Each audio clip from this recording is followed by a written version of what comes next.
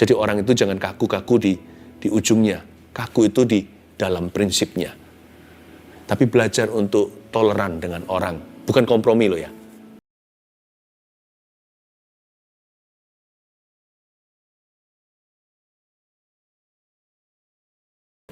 Thank you Tuhan mau hadir di tengah-tengah persekutuan kami dengan beribu-ribu anak-anak-Mu hingga berlaksa-laksa nanti setiap orang yang menyaksikan saat teduh ini. Hadirlah untuk umat Tuhan. Hadirlah untuk setiap anak-anak-Mu Tuhan dalam segala permohonan, pergumulan, dan tantangan hidup mereka, kami semua. Sembunyikan hamba di balik salib-Mu. Aku tunduk kepadamu Tuhan. Tuntun aku menjadi berkat buat umat-Mu. Di dalam nama Yesus kami siapkan hati. Haleluya. Amin. Puji Tuhan. Shalom semuanya sekali lagi. Yang baru bergabung juga.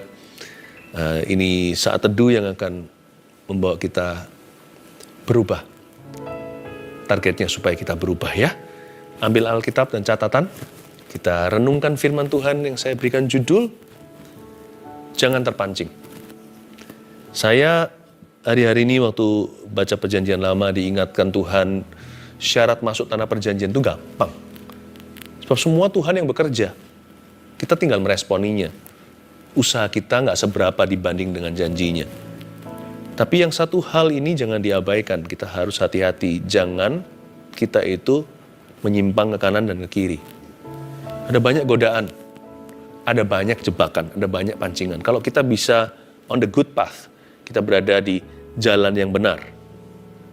Kalau kita berada di jalan-jalan Tuhan, jangan menyimpang, jangan mudah terpancing jadi orang. Nanti ya, momentum, tumpuk momentum, musim silih berganti, Anda akan semakin kuat, janji Tuhan semakin jadi dalam kehidupan Anda dan saya. Jangan terpancing saja. Jangan terpancing apa kata orang, jangan gampang tergoda dengan dunia. Jaga hati, miliki hati yang aman. Dan iman itu jangan gampang goyang. Karena Tuhan serius dengan Anda loh. Tuhan tidak main-main dengan kehidupanmu. Jangan terpancing, saya mau ajak kita untuk melihat di perjanjian lama. Kali ini di 2 Raja-Raja, pasal yang ke-5, ayat yang ke-15. Saya lompat cerita tentang Elisa dan Gehasi. Berhubungan dengan Naaman. Ingat ya, jenderal perang itu bukan orang Yahudi yang kena kusta, lalu disuruh mandi di sungai Yordan, celup berapa kali, keluar kulit kayak bayi. Nah, jenderal ini setelah sembuh, wah dia super berterima kasih. Dari sini kita melihat salahnya Gehasi, lalu gimana Elisa meresponi. Elisa ini dewasa rohani, dia nggak gampang terpancing. Ini orang, saya mau belajar dari hamba Tuhan ini bukan mujizatnya. Mujizat kan kasih karunia, nggak bisa kita asal main tiru. Tapi saya ingin sekali rasa amannya itu loh. Dia itu aman banget sama Tuhan.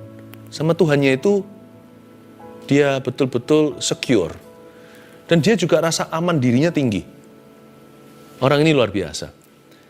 Ingat ya, banyak hal yang membuat kita nggak happy di hidup ini bukanlah karena kita nggak punya sesuatu.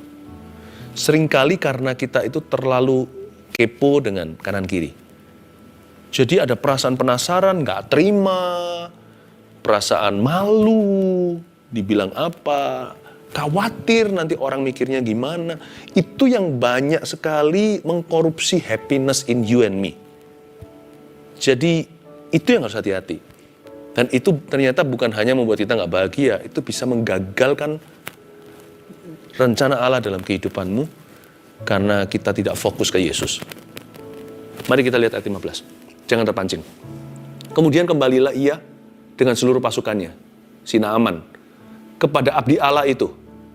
Setelah sampai, tampillah ia ke depan Elisa dan berkata, abdi Allah di sini Elisa, sekarang aku tahu bahwa di seluruh bumi nggak ada Allah kecuali di Israel. Karena itu, terimalah kiranya suatu pemberian dari hambamu ini. Tetapi Elisa menjawab, demi Tuhan yang hidup yang di hadapannya aku menjadi pelayan sesungguhnya. Aku tidak akan menerima apa-apa. Dan walaupun Naaman mendesaknya supaya menerima sesuatu, ia tetap menolak. Cerita kita hari ini dimulai dengan Naaman sudah sembuh. Kita langsung ke episode 10 istilahnya. Lalu dia kembali ke abdi Allah. Abdi Allah itulah Elisa. Ingatlah saudaraku, jemaat yang terkasih. Ingatlah bahwa Anda dan saya itu adalah abdi Allah. Kita ini adalah hamba-hamba Tuhan.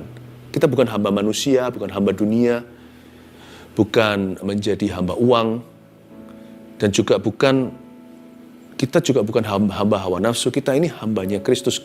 Kepada Dia, kepada Tuhan kita berutang budi. Dia sudah membeli. Jadi ingat ya, ultimately pada akhirnya Anda dan saya itu accountable atau bertanggung jawab kepadanya. Harus menjawab Dia saja seorang. Jadi fokus ke Yesus. Fokus pada perintahnya, kehendak Allah dalam hidupmu. Udah gak usah kepo kanan kiri.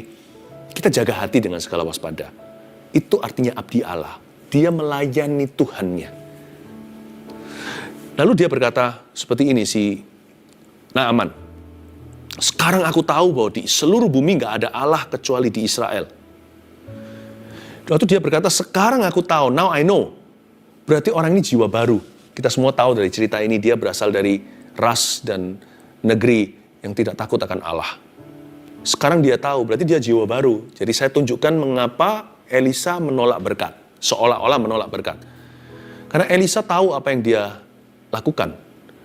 Dan dia punya prinsip yang jelas. Hatinya aman dalam Tuhan. Sekarang aku tahu, berarti dia jiwa baru ya. Lalu dia berkata di kalimat berikutnya, karena itu terimalah kiranya suatu pemberian dari hambamu ini.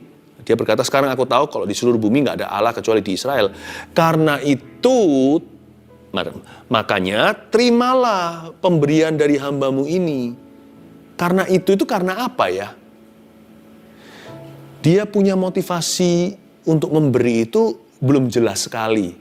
Masih bercampur baur dengan teologi penyembahan berhala. Di negeri itu saya yakin banyak korupsinya, salam amplop di mana-mana. Jadi Elisa tahu kalau dia menerima dari tangannya akibat mujizat yang dilakukan Tuhan. Bukannya salah karena itu berkat Allah. Tetapi dia tahu bahwa itu merugikan sang jiwa baru. Itu membuat sang jiwa baru seperti dikonfirmasi bahwa dewa ini, namanya Allah Israel ini bisa menyembuhkan dan kita harus memberi dia makanan. Karena dia berasal dari negeri penyembahan berhala, jadi semua berhalanya harus diberi makan oleh penyembahnya. Maka dia akan gagal untuk melihat bahwa Allah kita itu tidak perlu apa-apa. Kalau Elisa salah bertindak, gesture atau gerak-gerik tubuhnya itu tidak bisa mewakili Tuhan dengan betul, dengan lengkap. Jangan-jangan si jiwa baru ini akan menganggap Allah Israel itu sama dengan dewa-dewi. Karena itu dia tolak. No. Jawabannya bagus sekali. Ayat 16, tapi Elisa menjawab, demi Tuhan yang hidup. Dia berkata, Tuhanku hidup, bukan berhala. Yang di hadapannya aku menjadi, perhatikan kalimat kata berikutnya, pelayan sesungguhnya. Aku hamba Tuhan tulen. Aku tidak lakukan ini demi popularity atau demi money. Aku tidak akan menerima apa-apa. Dia nggak marah loh ya. Dia ngomong dengan baik-baik. Sir, I won't receive a thing from you.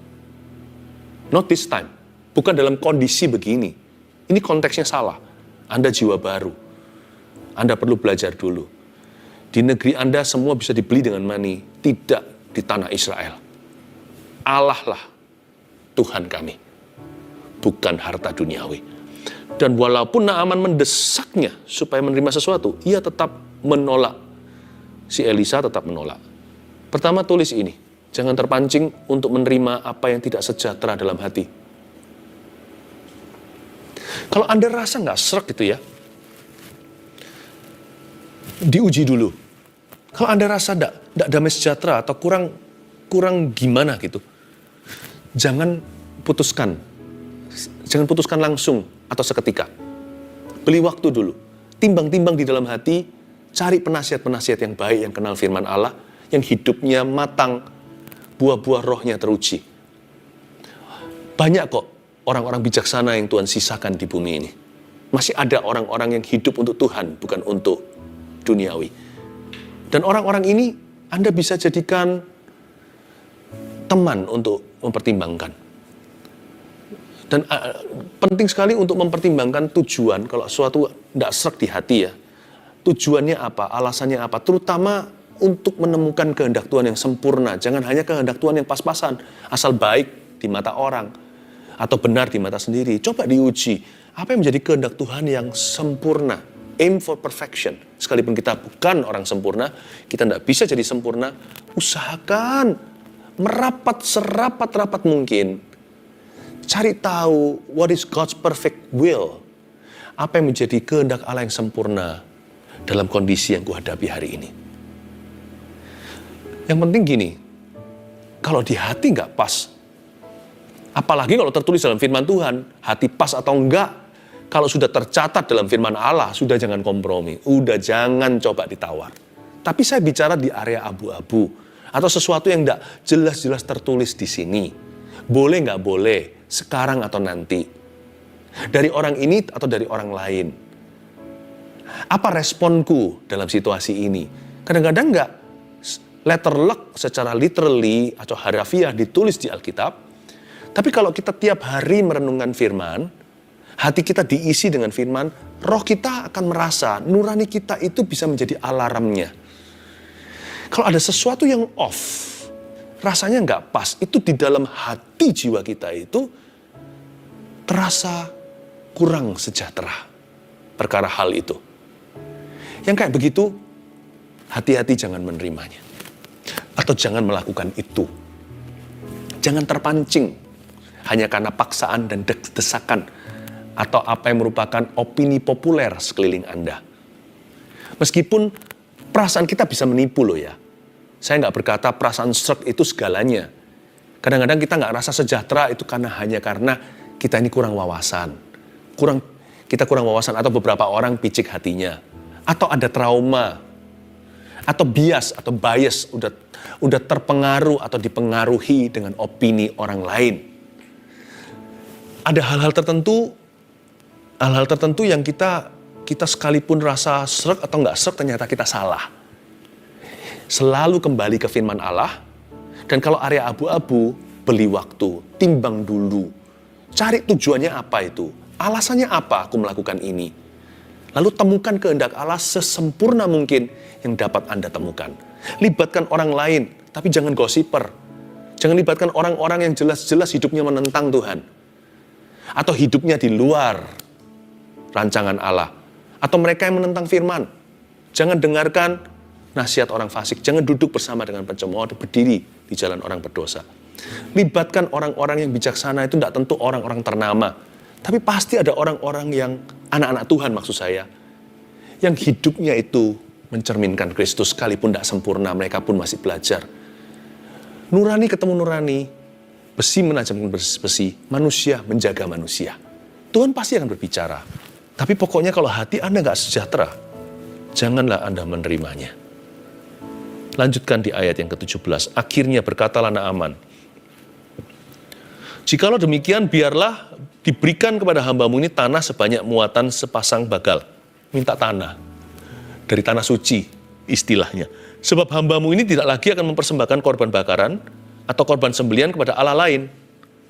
Kepada dewa-dewinya. Kecuali kepada Tuhan. Lihat ya.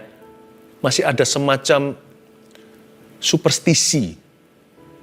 Padahal Elisa udah bilang apa tadi? Allahku hidup, jadi kamu bisa menyembah dia di mana-mana, bukan di gunung tertentu. Tetapi dia belum mengerti juga karena dia kan jiwa baru. Baru aja kenal, baru saja kena kuasanya Tuhan. Lalu dia berkata, boleh nggak saya bawa segumpal tanah? Ayat 18, dan kiranya Tuhan mengampuni hambamu ini dalam perkara yang berikut.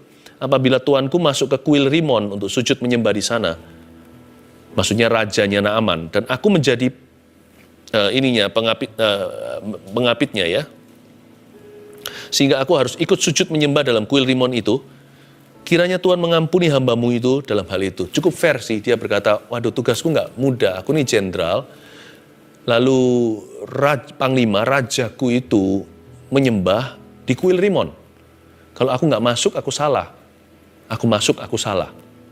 Sebab sekarang aku telah mengenal Allah Israel. Dia berkata, doakan saya supaya saya bijaksana. supaya saya bisa bertindak dengan tepat di depan raja, khususnya di depan raja di atas segala raja, yaitu Tuhan Allah kita. Oke, cukup fair. Saya lihat reaksi responnya Elisa itu bagus. Maka berkatalah Elisa kepadanya, ayat 19, pergilah dengan selamat. Inilah shalom. Go. God will save you. Allah akan menyelamatkanmu. Ternyata Elisa ini orangnya begini ya, kalau saya selidiki dari sini, ini seorang bapak yang sudah mulai berusia. Dan dia ini bijaksana. Orangnya itu kaku di prinsip, tapi fleksibel metodenya. Dia tahu batasnya, metode juga nggak bisa dihalalkan semua. Ujung-ujung nanti mengubah prinsip kerajaan Allah, alias kompromi. Kompromi dengan dosa. Tapi Elisa tahu, orang ini bergumul dengan sesuatu, dia masih jiwa baru. Dia kaku prinsipnya, sembah hanya Allah yang hidup. Tapi nanti kamu akan tahulah harus berbuat apa. Dia fleksibel di metodenya. Silakan ambil gumpalan tanah itu untuk mengingatkan kamu dari sini. Itu bukanlah okultisme, nggak apa-apa. Ya. Tapi Elisa tidak berdebat dengan dia. Wise dan bijaksana. Sedikit tambahanlah, sedikit note tambahan buat Anda. Jadi orang itu jangan kaku-kaku di ujungnya. Kaku itu di dalam prinsipnya. Tapi belajar untuk toleran dengan orang. Bukan kompromi loh ya. Ada batasnya. Tapi belajar untuk bisa menerima perbedaan. Tapi kalau jalan keselamatan hanya satu. Jangan jelekkan kepercayaan. Tapi juga jangan kompromikan keyakinanmu. Oh, I believe that Jesus is the only way. Yesus adalah satu-satunya jalan. Kalau tidak gitu, Yesus mati konyol di kayu salib itu. Ngapain mati begitu kalau ada jalan lain, ya kan? Kalau itu harus kaku. Tetapi kalau sama orang lain itu jangan nggak kenaan. Aku maunya begini. Gua nggak peduli sama lu. Nggak boleh begitu. Lihat sih Elisa, sangat aman. Dia sangat aman dengan Tuhan. Lalu setelah Naaman berjalan tidak seberapa jauh daripadanya, ini kita mulai lihat ya malunya Gehazi ayat 20. Berpikirlah Gehazi, bujang Elisa itu, abdi Allah. Bujang Elisa abdi Allah itu. Sesungguhnya tuanku terlalu menyegani Naaman. Orang Aram ini dengan tidak menerima persembahan yang dibawanya. Demi Tuhan yang hidup, sesungguhnya aku akan berlari mengejar dia dan akan menerima sesuatu daripadanya. Lalu Gehazi mengejar Naaman dari belakang. Nggak tahu malu orang itu. Ketika Naaman melihat ada orang berlari-lari mengejarnya, turunlah ia dengan segera dari atas kereta untuk mendapatkan dia dan berkata, selamat. Berhenti di situ dulu, di ayat 21. Jadi tiba-tiba Gehazi itu mikir sendiri. Makanya jangan ngelamun di siang hari. Bekerja. Kerjakan visimu yang dari Tuhan. Kalau tidak punya visi sendiri, kalau Anda bekerja di perusahaan orang, kerjakan visi perusahaan itu. Kalau Anda melayani, kerjakan visi pastormu. Asal visi itu baik dan benar.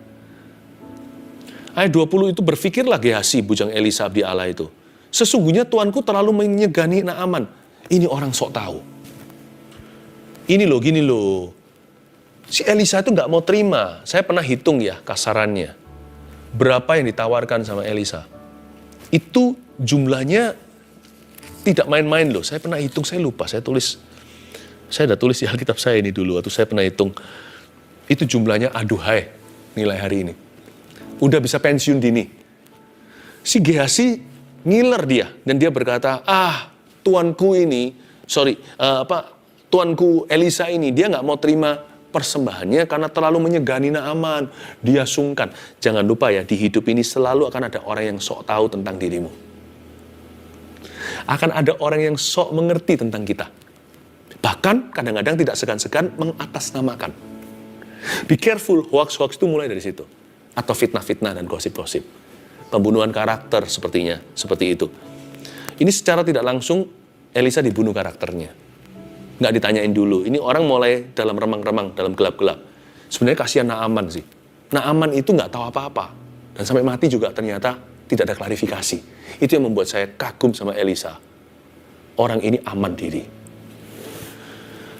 Lalu dia pergi kan? Dia berkata, lalu dia kejar, dan sesungguhnya aku akan berlari mengejar dia dan akan menerima sesuatu daripadanya. Perkataan Gehazi begini, aku akan terima sesuatu daripadanya. Catat ini, apa yang kita terima atau kita tolak sangat menentukan kerohanian kita. Bukan hanya kapan kita menerimanya atau kapan kita menolaknya. Jadi orang jangan aji mumpung. Kalau ada orang berkata, pesan apa aja di menu itu. Kalau itu bukan kita yang ditraktir ya kan. Pesannya yang tenggang rasa. Sekalipun orang itu orang kaya raya. Jangan aji mumpung, wow boleh apa saja ya. Cari dulu, bukan lihat menu makanannya, cari harganya. Yang nolnya paling banyak, di order dulu.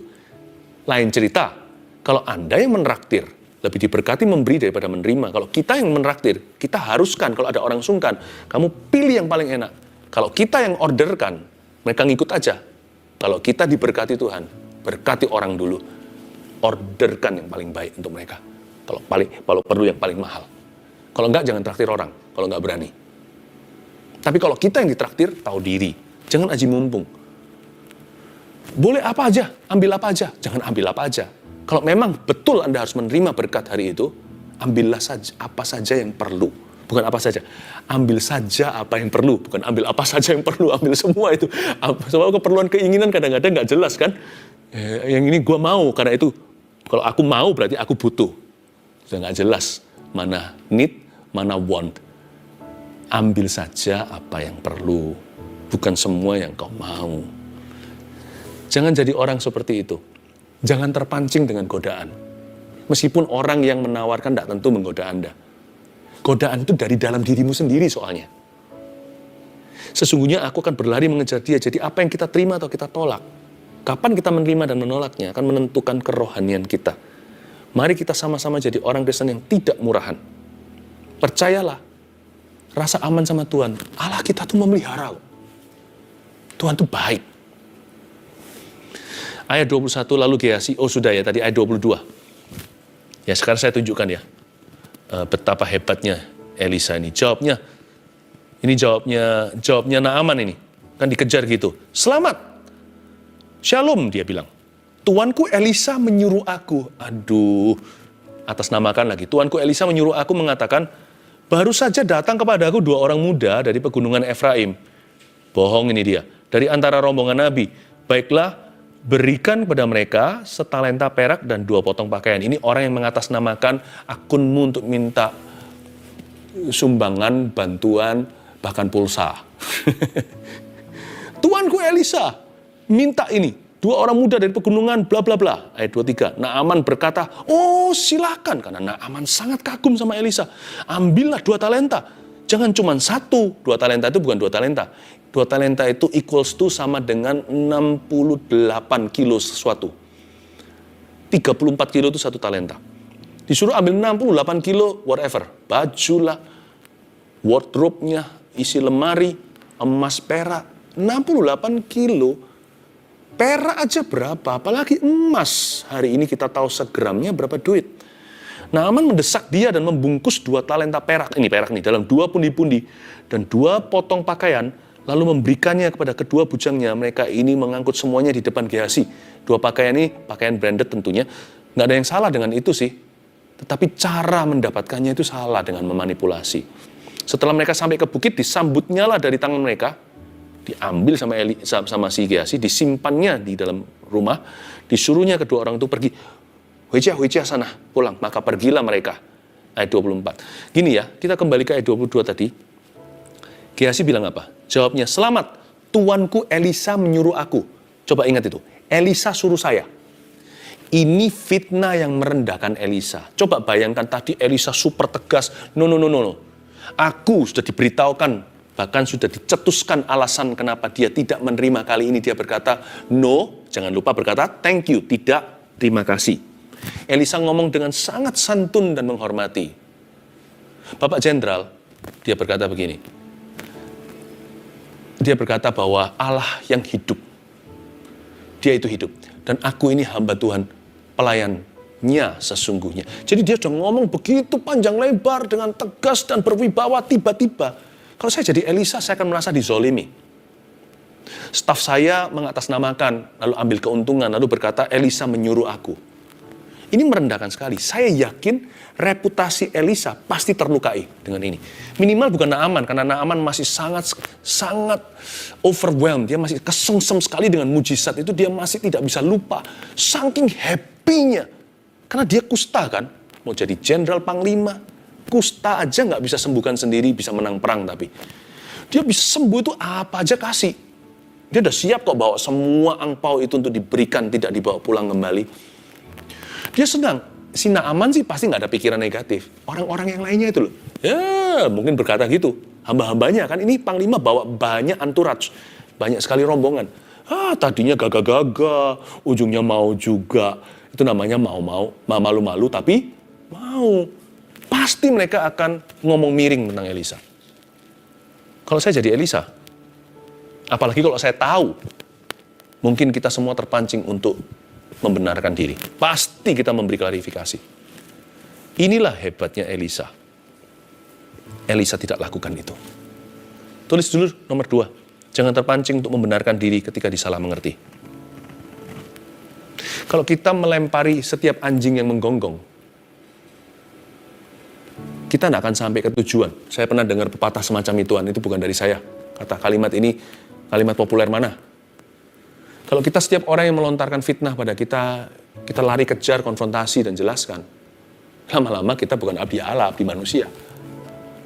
Nggak usah terpancing membenarkan diri ketika disalah mengerti. Juga waktu kita difitnah. Ginilah, jelaskan seperlunya saja kepada yang berkepentingan. Pernah tulis surat kan dalam bahasa Inggris, to whom it may concern. Kira-kira siapa yang merasa surat ini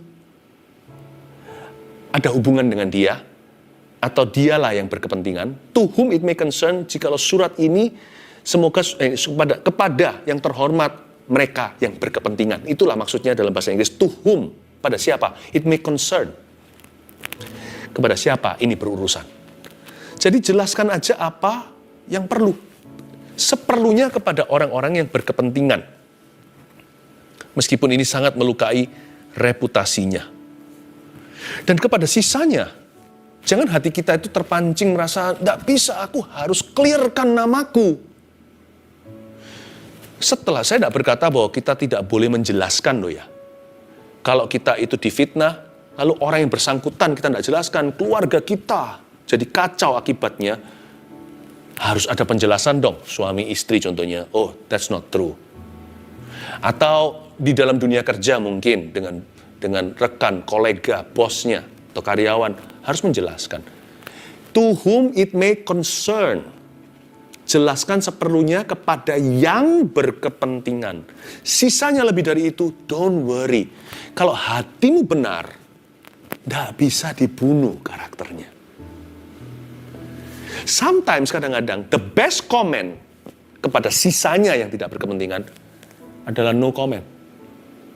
Kadang-kadang komentar terbaik kepada sisanya dunia yang tidak berkepentingan dengan urusan ini adalah no comment, tidak perlu berkomentar. Percayalah, sampai akhir hayatmu akan ada orang yang salah mengerti dengan Anda. Pasti ada orang yang thinking wrong about you, yang berpikir yang salah tentang Anda. Nah, orang yang seperti ini gimana caranya? Asal hati Anda benar, hal itu tidak terbukti. Kalau terbukti lain cerita loh ya. Harus bertobat ini. Kalau Anda tidak seperti yang mereka katakan, don't worry. Asal hati Anda benar, terus kejar kehendak Allah dalam hidupmu. Hidupi aja hidup Anda. Dan terus berbuah. Lakukan aja terus kehendak Allah. Yang rugi siapa? Bukan Anda yang disalah ngerti. Mereka yang hidup dalam dusta. Karena ketika mereka salah mengerti Anda, mereka percaya dusta. Yang rugi bukan Anda yang terus melakukan kehendak Allah. Yang hidupi terus hidupnya sendiri dan continue berbuah. Nah, orang-orang yang jadi korban ini, Tuhan punya dua cara. Kalau Tuhan sayang dengan mereka, kalau hati mereka benar, Tuhan memandang orang itu somehow bagaimana caranya akan dipertemukan dengan Anda atau dipertemukan dalam radius kebenaran dan mereka berkata, dan ketika mereka masuk di dalam influence atau pengaruh itu, mereka kan akhirnya berkata, oh begitu ternyata. Tuhan selamatkan mereka, bukan selamatkan Anda. Adanya orang ini percaya atau masih curiga, pikiran benar atau salah dengan Anda, tidak menambah sehasta di hidupmu. Kalau Anda hidup dalam kehendak Allah. Tapi orang ini yang disayang Tuhan. Jadi yang diselamatkan orang ini waktu dia berkata, oh begitu ternyata. Dan orang ini diselamatkan dari roh dusta. Dan orang ini bisa dilepas dari penjara dan bertumbuh lagi. Jiwanya akan berkembang lagi dan Tuhan mulai bicara dalam hidupnya. Tapi kalau Tuhan tidak sayang sama mereka, cinta si Tuhan cinta semua orang berdosa. Tapi ada yang Tuhan tidak sayangkan karena seperti Firaun yang mengeraskan hatinya. Dan mereka bukan hanya percaya dusta, they are doing something about it. Dan mereka melakukan sesuatu dan jahat di mata Tuhan. Tuhan akan biarkan mereka di dalam dusta itu. Tuhan akan biarkan itu. Dan mereka akan seperti pakaian usang, akan kering, mati. Anda akan hidup merah. Ya, jambunya itu merah. Semua warna berbuah lebat menjadi kebun buah-buahan. Dan anehnya, sampai mati masih tetap tidak tahu kebenaran. Sedangkan Anda dan saya bisa mati dalam kebenaran Allah sampai akhir hayatnya. Dialah jalan kebenaran dan hidup. So don't worry. Don't stress it out. Jangan distreskan. Akan ada orang-orang nanti di akhirat ketika Tuhan berkata, masuklah dalam sukacita Bapakku. Akan ada klarifikasi terakhir dari Tuhan Yesus. You know. Nah, kalau Tuhan sudah berkata, you know, disitulah semua kebenaran dibuka. Jangan cari kebenaran keadilan di hidup ini. Just live your life. Hidupi hidupmu. Lakukan kehendak Allah. Terus berbuah. Ya. Ayat 20, berapa ini tadi? Sampai ayat berapa tadi ya? Oh, ayat 25 sekarang ya. Baru saja Gehazi masuk. Ini Gehazi masuk ini. Dan tampil ke depan tuannya, Elisa. Berkatalah Elisa kepadanya. Oh, kalau Elisa nggak tahu kan lebih enak ya. Ternyata Elisa tahu. Dari mana Gehazi? Ayo, where have you been? Ni gang cai zai nali? Jawabnya, hambamu ini tidak pergi kemana-mana kok. Enggak pergi mana-mana. Langsung Elisa berkata di ayat 26. Tetapi kata Elisa kepadanya, bukankah hatiku ikut pergi? Matilah dia. Bukankah hatiku ikut pergi ketika orang itu turun dari atas keretanya mendapatkan engkau? Nabi kok mau ditipu? Maka sekarang engkau telah menerima perak dan dengan itu dapat memperoleh kebun-kebun zaitun, kebun zaitun, kebun anggur, kambing domba, lembu sapi, budak laki-laki dan budak perempuan. Saya suka sekali di ayat 26 ini ya, inilah kekaguman saya kan Elisa. Dia berkata, bukankah hatiku ikut pergi? Jadi waktu kejadiannya live di detik itu, Elisa punya roh ada di sana. Hatinya ikut pergi, tapi Elisa tidak panik, langsung angkat kaki, hengkang dan lari ke situ untuk benarkan. No, bukan begitu ya. Nama-nama gini loh. Aku tidak suruh orang ini putus-putusin sendiri atas namakan saya. Saya tidak pernah. Bla bla bla. Dia nggak lakukan itu. Hatiku ikut pergi, tapi hatiku aman sama Tuhan. Hati yang aman tidak akan tergoda untuk pembenaran, tidak akan terpancing sama sekali. I love this. Elisa tidak klarifikasi. Mau tahu kenapa? Karena dia sibuk sih. Kalau Anda baca fasa-fasa sebelumnya, Anda tahu sibuknya dia. Jadi dia tidak mengejar anjing menggonggong. Dia juga tidak mengejar setiap anak-anak di jalanan melempari dia batu. He was a man on a mission. Dia seseorang sedang menuju sesuatu. Kalau Anda lihat pasal 6 aja ada kapak timbul mengapung. Nantinya ada perang melawan Aram. Masih banyak mujizat demi mujizat. God wasn't finished with him. Neither was Elisha finished with himself. Elisa belum selesai dengan dirinya. Tuhan belum selesai dengan Elisa. Masih banyak pekerjaan menantinya. Sampai nanti dia mati pun masih ada PR tambahan. Masih ada ekstrakurikuler. Tulang belulangnya membangkitkan seorang mayat. Coba bayangkan. Elisa berkata, I have no time. Ada hal tertentu hitungan di akhirat. Dia berkata, aku lanjut. Karena saya punya tugas dari Tuhan. Remember this. Tahun ini, Anda punya tugas dari Tuhan. Dari Bapa Sorgawi, Bapa yang kekal itu. Dari Tuhan Yesus tercinta. Jangan buang hidupmu. Jangan buang yang namanya bandwidth di dalam hati itu untuk hal-hal seperti ini. Jangan terpancing sama sekali. Elisa tahu bahwa Allah belum selesai. Reputasinya masih dibangun. Buah-buah masih menanti. Kedahsyatan, kehebatan masih menunggunya. Haleluya. Saya yakin meskipun Naaman tidak dapat klarifikasi apa yang terjadi saat itu, dia lupakan. dia pasti dengar dari negeri tetangga, negeri sebelah, apa yang dilakukan Tuhan di Israel lewat Elisa. That's powerful.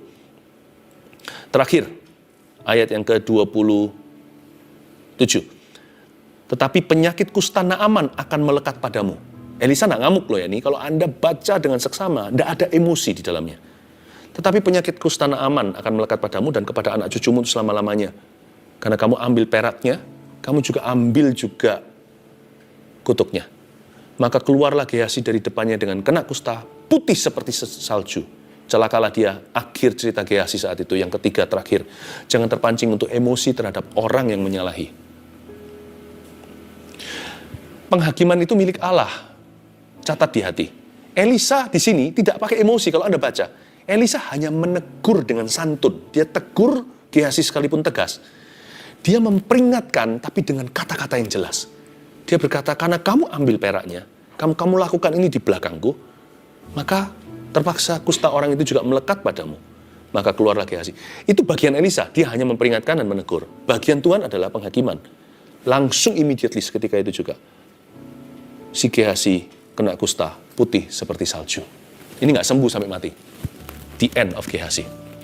Jangan terpancing. 1, jangan terpancing untuk menerima apa yang tidak sejahtera dalam hati. 2, jangan terpancing untuk membenarkan diri ketika disalah mengerti. 3, jangan terpancing untuk emosi terhadap orang-orang yang menyalahi. Percayalah, hidupi hidup Anda. Lakukan kehendak Allah. Terus berbuah. God bless you. Mari kita angkat tangan kita untuk menerima berkat pengembalaan. Terimalah berkat dari Allah Bapa, Allah Putra, dan Allah Roh Kudus yang menyertaimu di jalan-jalan yang harus kau tempuh. Jangan menyimpang kanan kiri ya. Tuhan menunggumu. Selain menyertaimu, Tuhan menunggumu di ujung situ. Penggenapan janji tahun ini atas hidup, keluarga, pekerjaan, dan pelayananmu. Dalam nama Yesus. Amin.